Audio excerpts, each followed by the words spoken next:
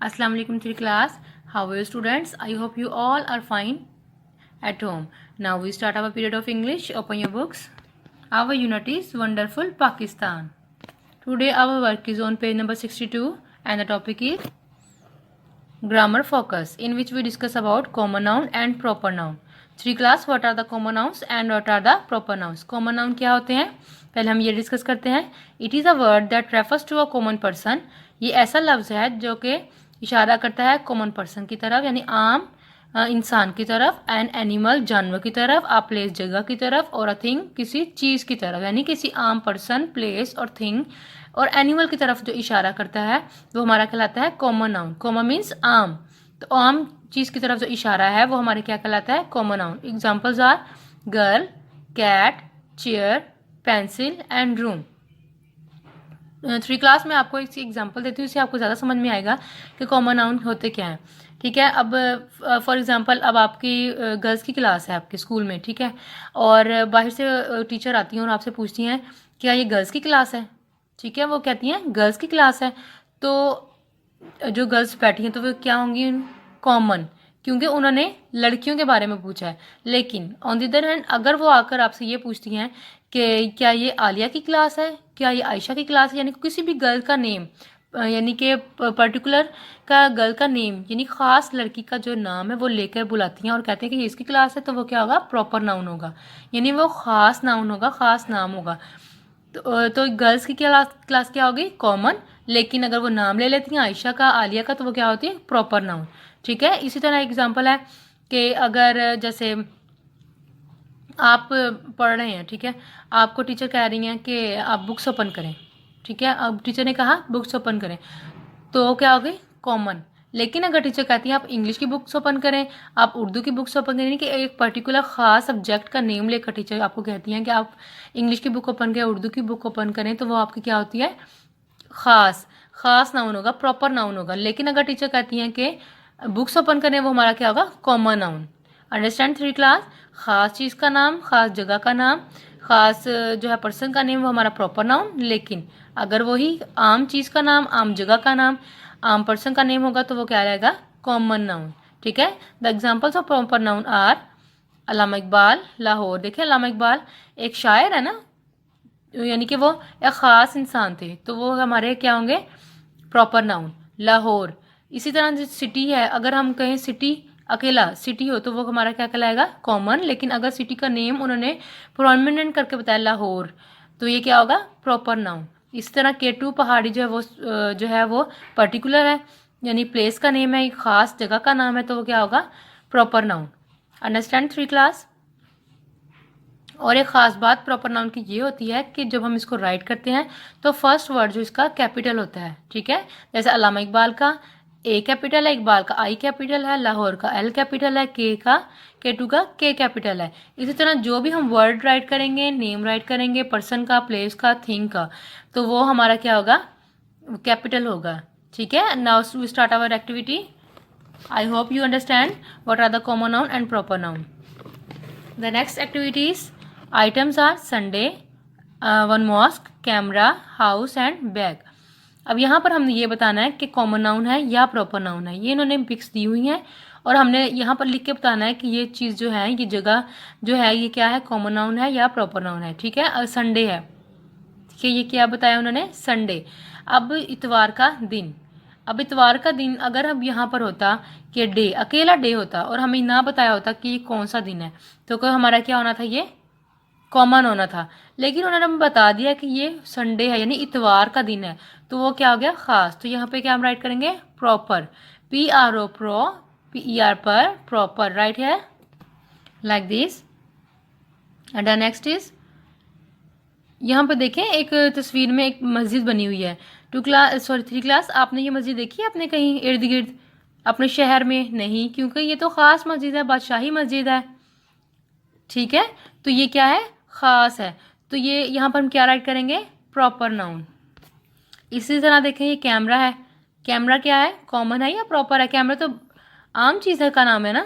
यहाँ पर उन्होंने कि इसका कोई मखसूस नाम नहीं बताया, ये कि कौन सी कोई कंपनी का नेम नहीं बताया, तो कोई नहीं बताया ये डिजिटल है, ये दूसरा कैमरा है, तो यहाँ पे हमने क्या राइट करना है, आम है तो आम के लिए क्या यूज़ करेंगे, कॉमन, COM कॉम, MON मन, कॉमन, राइट है। इसी तरह 3 क्लास, ये हाउस बना हुआ है और ये बैग बना हुआ है, ये आपका होमवर्क है, ठीक है। आपने ये होमवर्क में आपने मम्मा को लिख के दिखाना है कि ये कॉमन नाउन है या प्रॉपर नाउन है। चलो थोड़ा सा मैं आपको हिंट दे देती हूँ कि ये कॉमन नाउन है या प्रॉपर नाउन है, आपने उसमें से खुद अंडरस्टैंड करना है। ये घर बना हुआ है, ठीक है, और ये बैग है। यहाँ पर ना ही घर पर किसी का नाम बताया हुआ है कि अली का घर है, आयशा का घर है, और ना ही बैग के ऊपर किसी का नाम बताया है कि ये अली का बैग है, आलिया का बैग है या सोनिया का बैग है, किसी का नेम नहीं बताया हुआ। तो ये क्या होगा, वो आपने यहाँ पर राइट करना है। Open your next page. Our next activity is writing focus. Fill in the blanks with the past form of verb, यानी कि पास्ट मीन्स गुजरा हुआ, यानी जो कल गुजर गई है, जो काम हम कर चुके हैं, तो वो हमारी क्या होती है, पास्ट बन जाता है। तो past form of verb, verb क्या होता है, हमने पढ़ा है ना पीछे, वर्ब मीन्स काम, यानी हम जो कोई काम कर रहे हैं, हम लिख रहे हैं, पढ़ रहे हैं, सो रहे हैं, चल रहे हैं, ये हमारे क्या होता है, काम होता है। किसी भी चीज़ को करने में जो हम बिजी होते हैं तो वो हमारा वर्ब कहलाता है, ठीक है। Action verb is called verb. Fill in the blanks with the past form of verb, हमने इन फिल इन द ब्लैंक्स को पास्ट फॉर्म ऑफ वर्ब के साथ फिल करना है।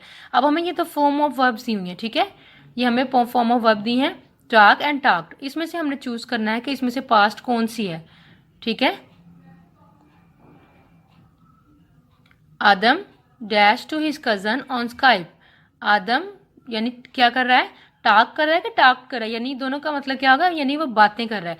तो यहाँ पे हमने कौन सी इसकी फॉर्म ऑफ वर्ब लगानी है, टाक लगाएंगे या टाक लगाएंगे, यहाँ पे हम क्या लगाएंगे, टाक्ड, क्योंकि आदम ने अपने कजन से बातें की, यानी कि वो कर चुका है, गुजर चुकी है वो बात, तो हम उसके साथ क्या लगाएंगे, टाक्ड।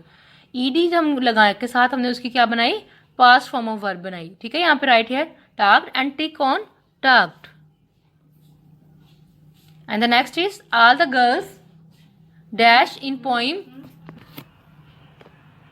all the girls dash in the poem recitation on the last day, ठीक है। all the girls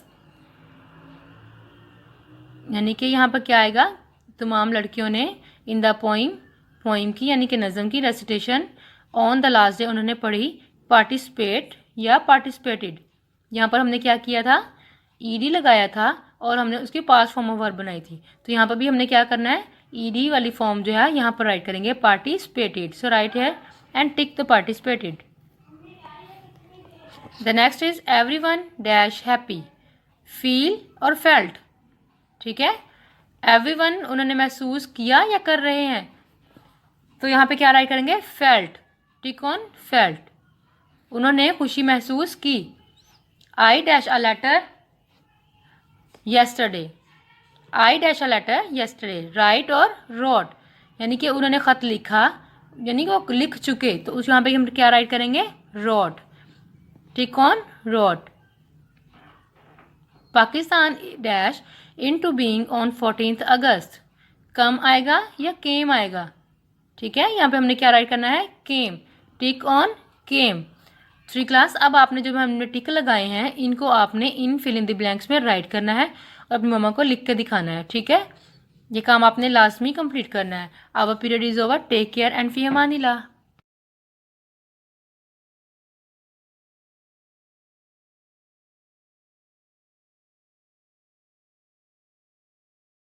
Assalamualaikum warahmatullahi wabarakatuh. How are you dear students? Hope you all will be fine and safe in your homes. Let's start our maths.